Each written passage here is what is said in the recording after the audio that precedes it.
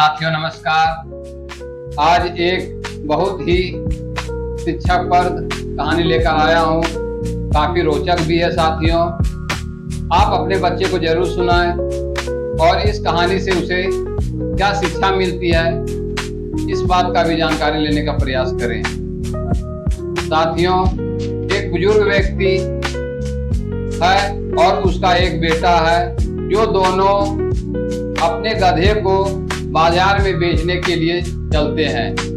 और इस तरह से चलते चलते कुछ दूर जाने के बाद कुछ व्यक्ति जो रोड पर आपस में गप कर रहे थे, उन्होंने देखा कि एक गधा है जो और एक बाप बेटा है। और इस तरह से उन लोग जो है उन बाप बेटों के ऊपर हंसता है और कहता है कि ये बाप बेटा भी तो लगता है गधा ही है। इतना अच्छा गधा रहने के बावजूद भी दोनों पैदल जा रहे हैं। अरे कम से कम एक तो गधा पर आराम से बैठ ही सकता था। और इस तरह से बुजुर्ग पिता ने उन लोगों की बातों को सुनकर वह अपने बेटे से कहा, बेटा बैठ जाओ गधा पर। और इस तरह से बेटा जो है गधा पर बैठ जाता है और वह जाने लगता है। कुछ दूर जाने के बाद कुछ बुजुर्ग व्यक्ति बैठे मिले जो इन लोगों को देखकर आपस में आलोचना करने लगते हैं कि देखो हे भगवान, कैसा जमाना आ गया है।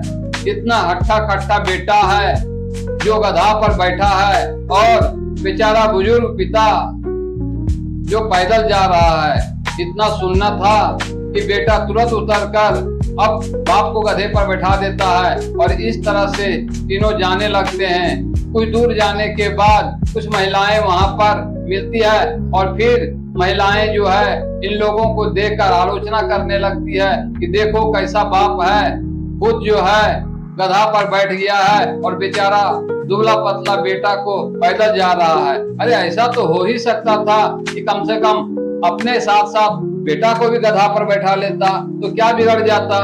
और इस तरह से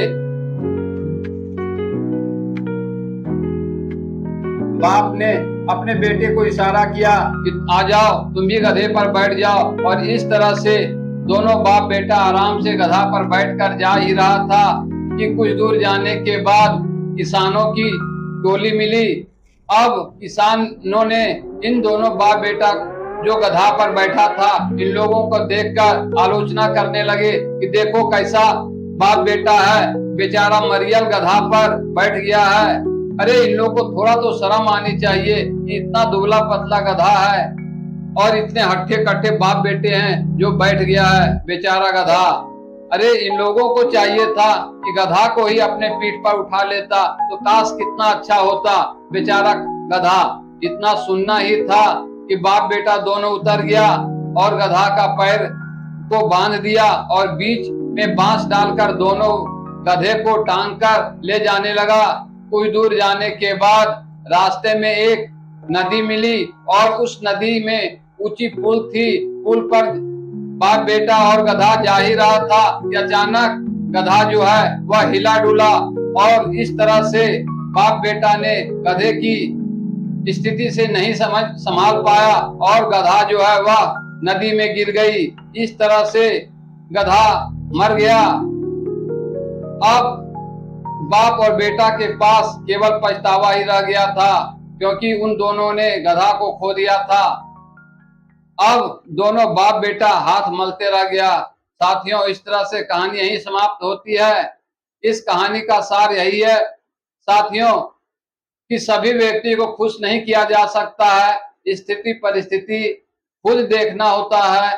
जो अच्छा है उसे करना है, आलोचना करना तो लोगों का काम है। इस तरह से साथियों यह कहानी अपने बच्चे को जरूर सुनाएं और उसका सार जरूर पूछें। धन्यवाद साथियों।